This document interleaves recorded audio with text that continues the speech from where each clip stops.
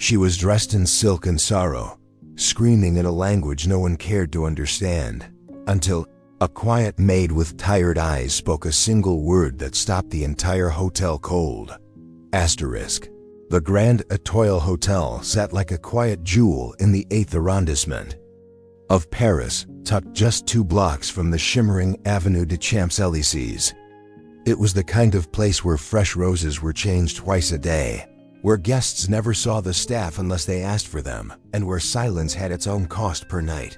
Inside, marble floors gleamed beneath the soft glow of chandeliers, and hushed conversations in French, English, and Arabic murmured through the lobby like a constant river. But amid the uniformity and polished rituals of 5-star hospitality, a girl named Adama moved silently, pushing her linen cart, wearing her plain black uniform and carrying her tired dignity like a second skin. Adama was 26, born in Côte d'Ivoire, and raised on the outskirts of Paris by a single mother who worked 3 jobs just to keep her daughter in school. By the time she turned 18, Adama spoke flawless French, learned passable English, and thanks to an elderly neighbor who had once been a professor at a Tokyo university, had been secretly studying Japanese since she was 15. But no one at Grand Etoile cared about that. To them, Adama was just another bonne noire, a black maid with downcast eyes and quiet steps. She never complained, never answered back. Her colleagues often joked that if the building were on fire, Adama would still finish folding the towels first. She had seen a lot in this hotel: tears disguised as tips, arguments over champagne brands, and lovers sneaking out before dawn. But that morning, as she entered the elevator with her cleaning trolley, she didn't know that today would be the day the world finally noticed her. Meanwhile, in Suite Royale 914, the most expensive room in the hotel, booked under the name Y. Takashi, the curtains were drawn tight, and the air smelled faintly of jasmine tea and imported incense. The guest had arrived 2 nights ago in a black chauffeured Bentley with no luggage, no assistant, and no translator. She wore a pale pink kimono and an unreadable expression. The front desk had been puzzled. Her credit card cleared instantly. The suite was paid in advance for 10 nights. She gave brief nods and handed over a passport with a golden chrysanthemum seal embossed inside.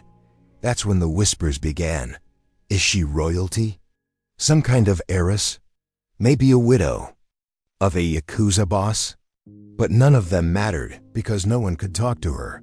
She only spoke Japanese. And not the slow classroom kind. They said she used phrases that even Google Translate choked on. For 2 days, she stayed mostly in her suite, occasionally coming down for tea, always alone. And while some guests found her elegant and haunting, others called her strange.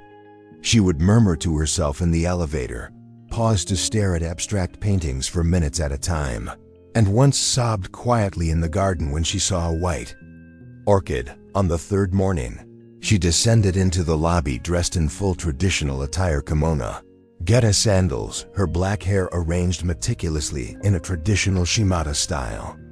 As she reached the concierge desk, she spoke quickly, almost desperately. But the concierge, a young Frenchman named Henry, froze, then blinked. I don't understand, madame," he stammered. She repeated herself, this time louder. Still nothing. Another guest at the front desk turned to look.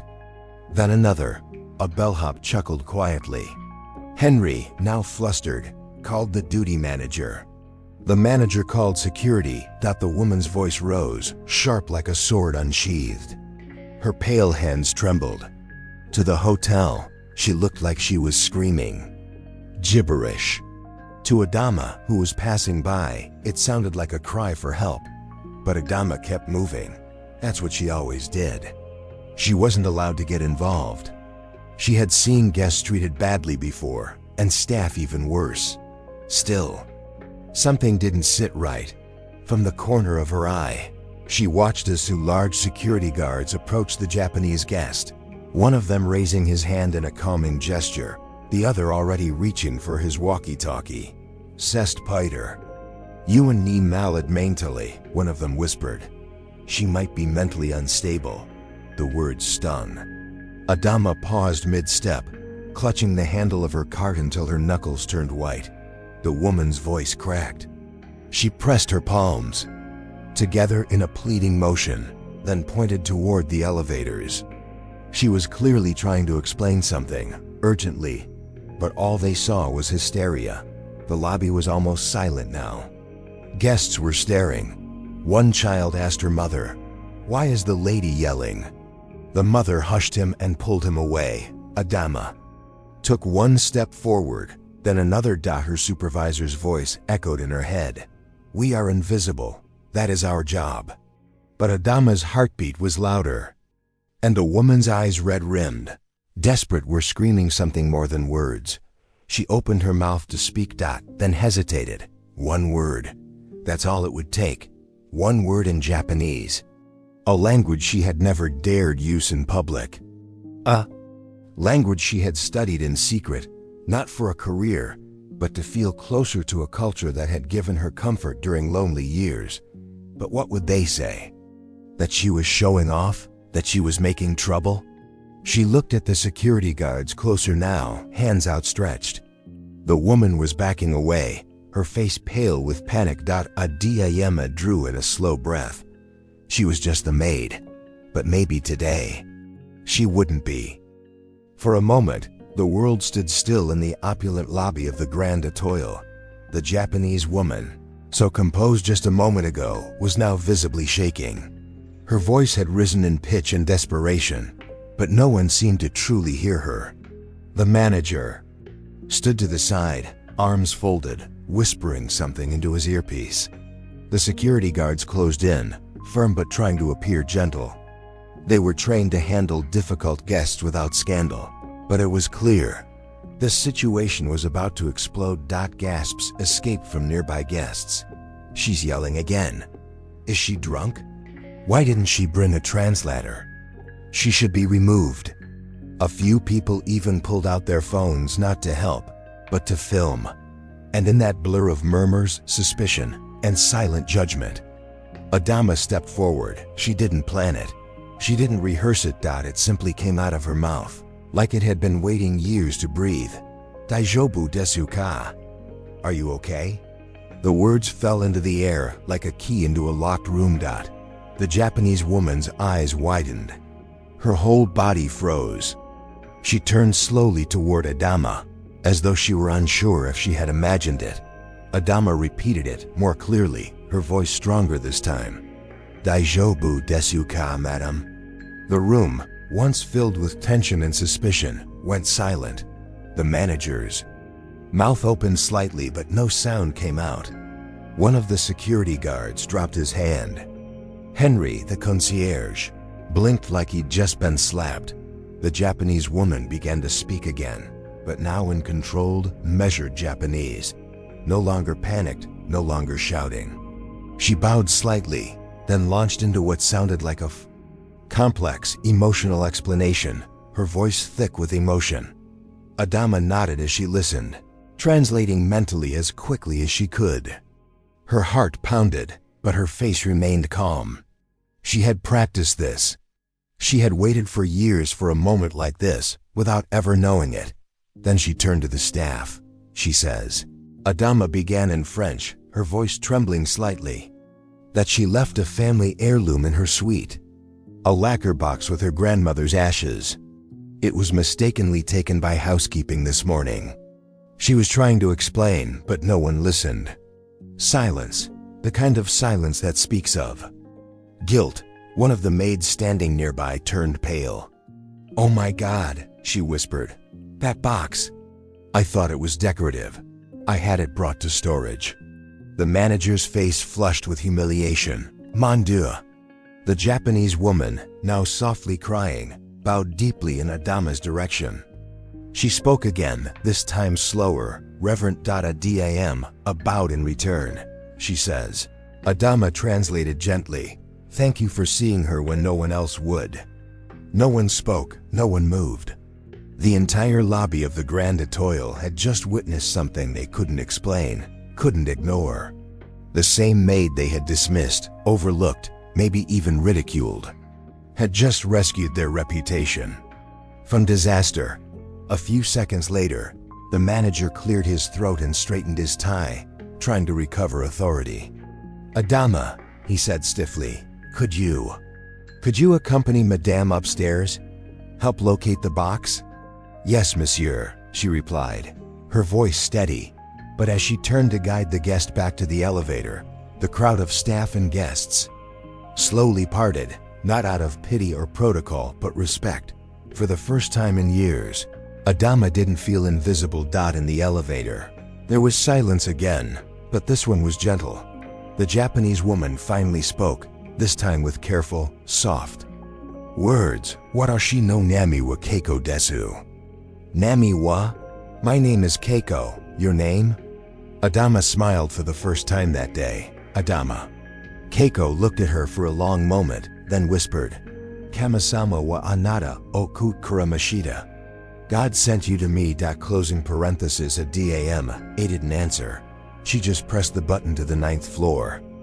When the elevator doors slid open on the 9th floor, the air felt heavier, not from heat or weight, but from the echo of what had just happened below. The Grand Etoile was not the kind of place where drama unfolded in the lobby. Its walls were built to hide tension behind luxury and silence. But now, those walls had cracks, and everyone knew it. A DMA led Keiko quietly through the hallway. The older woman walked behind her in silence, still in full kimono, her fingers gently brushing the tips of her sleeves as if grounding herself. There was a shift in her posture, now less frantic, more composed, but her eyes still shimmered with something unspoken. As they reached Suite Royale 914, Adama hesitated. The ornate brass keycard was still in the door from earlier, half inserted. A maid had clearly entered for morning cleaning. "Please," Adama said softly in Japanese. "Wait here a moment."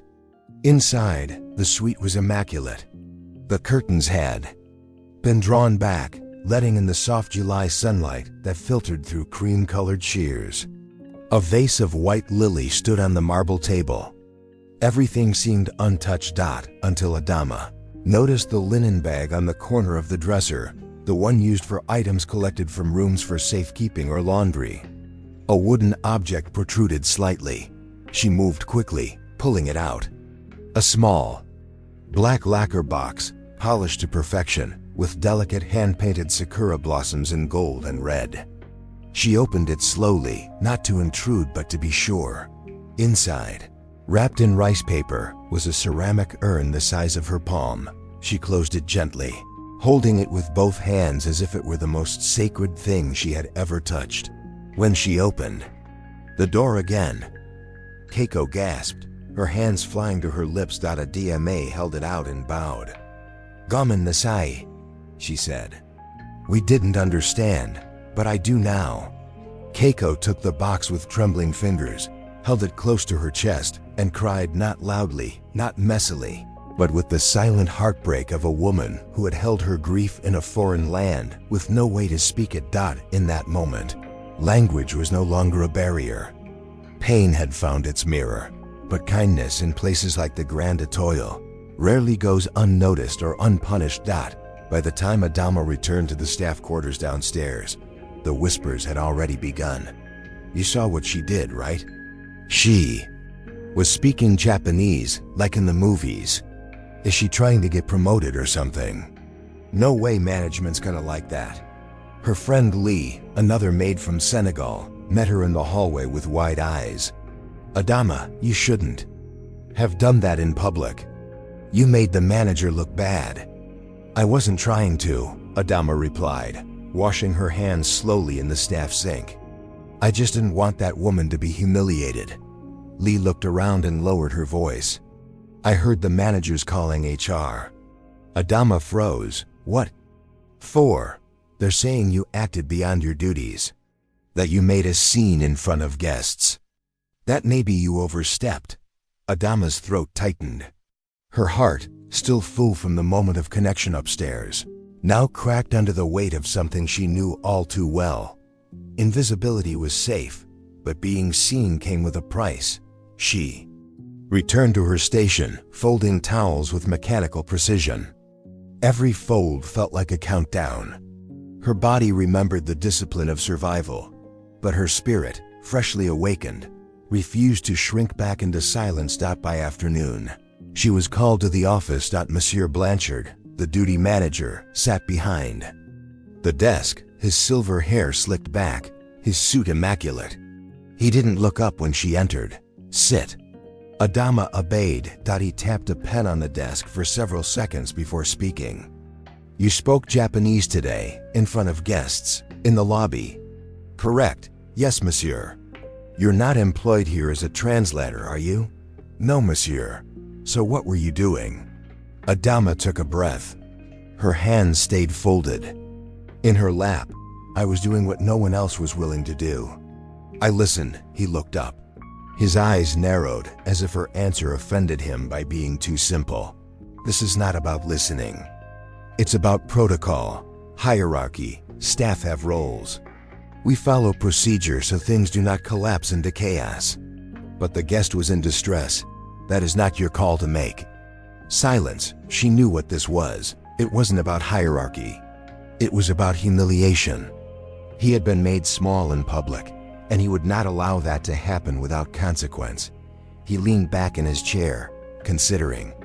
You'll finish your shift today. But tomorrow, I want you to report to Human Resources. We'll review your placement. She understood what that meant. A reassignment. A silent punishment. No firing. Just moving her somewhere else, perhaps to laundry in the basement. Out of sight. Out of earshot. Invisible again. She stood, bowed slightly, and walked out without another word. But as she passed the concierge desk, Henry stopped her. Adama, he said, lowering his voice. The Japanese guest Madame Keikoshi asked for you by name. She sent a note to the general manager. Adama turned slowly. What did it say? Henry smiled faintly. She said, give this girl whatever she asks. She saved my soul today. Adama said nothing. She simply nodded and walked away, the buzz of conflict still swirling around her, but her spine straighter than it had been in years. The next morning, the Grand Etoile awoke as it always did, drenched in early Parisian light, with a quiet hum of cappuccino machines, bellboys exchanging nods, and housekeepers slipping down hallways before guests stirred. But beneath the polished surface, something was different. Word had spread fast. By 8 a.m., nearly every staff member had heard the story, some exaggerated, some whispered in corners. The Japanese woman who cried in the lobby, the black maid who spoke her language, the security guards who froze, the manager who lost face. Dama arrived 10 minutes early, her uniform perfectly pressed, her braids tied back with care. Her body moved on habit, her hands pushing the linen cart with a kind of invisible armor. But inside, a storm brewed, equal parts fear, pride, and uncertainty. She had barely clocked in when her name was called over the staff intercom. Adama Traoré, please report to the general manager's office, immediately. The linen room fell silent. Someone muttered, this is it. She walked the familiar halls toward the executive floor. As she reached the frosted glass door that read on Delacroix, Director General, her heart beat so hard it echoed in her ears. She knocked once. Entrez. She stepped inside. Monsieur Delacroix was unlike Blanchard. He didn't care for petty power games. He had managed hotels in Tokyo, Dubai, and Cape Town. He valued order, yes, but more than that, he valued image. And today, the image of the Grand Etoile was hanging by a thread. He looked up from his desk and gestured toward the chair across from him. Please, sit, Mademoiselle Adama. His tone was calm, but not warm. She sat, hands folded in her lap. Eyes steady. I read your file, he began. Impeccable performance, quiet, reliable, no complaints in 4 years. She remained silent. Yesterday, however, you made a decision. He pulled open a drawer and laid a piece of fine cream stationery on the table. The ink was black, written in delicate brushstrokes. A translation had been typed and stapled to the back. "This," he said, "arrived on my desk at 5 a.m. hand-delivered. Do you know what it says?" Adama didn't answer. He read aloud. "To the general manager of Grand Toil, in my culture, we have a word, kokoro. It means heart, spirit, and mind as one. Yesterday, one of your maids showed kokoro in a way your other staff could not. She saw me. She heard me. And through her, I remembered that dignity is not given by luxury. It is recognized by empathy. This young woman saved more than a family. Heirloom, she restored something in me that was breaking. I ask you no, I urge you to honor her. Not as a reward, but as a correction for what your hotel failed to do." Signed, Keiko Takahashi. Delacroix looked up. "Does the name mean anything to you?" Adama shook her head slightly. "She's not just wealthy. She's Keiko Takahashi, heir to Takahashi Holdings in Kyoto real estate, steel, private banking. Her family sits on advisory boards for half the global art world." Adama blinked, stunned. "She has power," Delacroix continued. "But more importantly, she has influence. And now, she's written a letter that makes you the hotel's salvation, and the rest of us look like fools." He sat back in his chair. "So," he said slowly, "you have two options." Adama braced herself. "One, we transfer you quietly, avoid the media attention, and let this pass." Her throat tightened. "Or two, we make you the hotel's official cultural liaison, a new position. You'll undergo full training. You'll interpret for guests.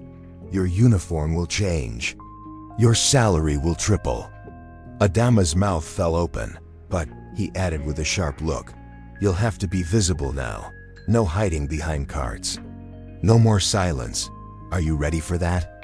She hesitated, not out of fear, but because being visible in a place like this was dangerous. Visibility meant scrutiny, jealousy, resistance. But she thought of Keiko's eyes, of the way silence had nearly cost her dignity, of the way a single word had changed everything. She straightened her spine. "Yes," she said. Firmly, "I'm ready." Delacroix smiled faintly. "Good, then we begin immediately." He stood and extended his hand. For the first time, a senior manager shook hers like an equal dot as Adama walked out of the office. She passed Blanchard in the hallway. He stopped mid-step, looking her over no longer dismissively, but warily. He nodded once, forced, then kept walking. The shift had begun. By noon. Her name was on the staff bulletin board. By 3 p.m. An internal email announced her new role. By dinner. The staff cafeteria buzzed with a mix of awe, gossip, and resentment. Some said she was lucky. Others said she was arrogant. But Adama didn't respond. She spent the evening sitting beside Keiko in the hotel garden, sipping green tea under the ivy-covered trellis, speaking softly in the language only they understood. In a world that once kept her silent, Adama had finally found her voice, and now the hotel would have to learn how to listen. In the weeks that followed, the Grand Toil didn't just change, it evolved. There were no press releases, no interviews. The hotel preferred discretion over headlines. But the ripple was undeniable. Regular guests began to notice subtle shifts. A new plaque beside the concierge desk labeled Cultural Liaison, with a soft gold plate engraved simply, Adama Traore. Some guests were confused. Some pretended not to notice, but those who had seen what happened that day in the lobby, they watched with quiet admiration as the maid they had once overlooked now walked through the halls with a quiet grace, no longer pushing a cart, but carrying a tablet, greeting international guests with respectful bows in Japanese, Mandarin, Arabic, and sometimes even Wolof. One morning, an elderly German couple approached her after check-in. "Are you the young woman from the incident?" The husband asked in a thick accent. Adama smiled gently. "If you mean the one who speaks Japanese, yes sir, that's me." He nodded, impressed. His wife squeezed Adama's hand. "We need more of you in the world." Behind the scenes, however, not everyone welcomed the shift. Some of the staff had grown resentful. The whispers became sharper. She was just a maid. Now she acts like she runs the place. She's the boss's favorite now because of one lucky day. What's next? A black woman as manager? Adama heard it all. She let it pass through her like wind through lace curtains. Not because it didn't hurt, but because it no longer mattered. She wasn't working for approval anymore. She was working with purpose. Even Blanchard, who once tried to clip her wings, began to retreat into careful neutrality. When he crossed her in the halls, he no longer scolded or ignored. He simply nodded. A truce without words. What truly began to change, however, was the hotel's approach. A week after her promotion, Adama was asked to create a short training session for new hires on cultural empathy and language sensitivity. She designed it herself. No PowerPoints. No corporate jargon. She simply shared what no manager had ever taught. Before you reach for protocol, reach for understanding. Before you silence a guest, ask what language their pain speaks. Some rolled their eyes, but others, especially the younger staff, listened closely. As for Keiko, she extended her stay another week. Each morning, she met Adama in the tea salon, where they talked not just of language, but of memory. Keiko told her stories of her grandmother's garden in Kyoto, of walking barefoot across tatami floors as a child, of the quiet pain of losing family in a land where grief felt like shouting into the wind. "You were the first person," she said one morning, "who looked at me and didn't just see a foreigner or a ghost. You saw a woman, lost and searching." Adama smiled. "Because I've been both." Before leaving Paris, Keiko presented her with a gift, a small silk pouch containing an antique hairpin kanzashi, carved from lacquered wood with mother-of-pearl petals. "My grandmother wore this to her wedding," Keiko said, her voice tight. "I was saving it for someone who would carry it with meaning." Adama took it with both hands, bowed deeply, and held back tears. It wasn't wealth. It wasn't reward.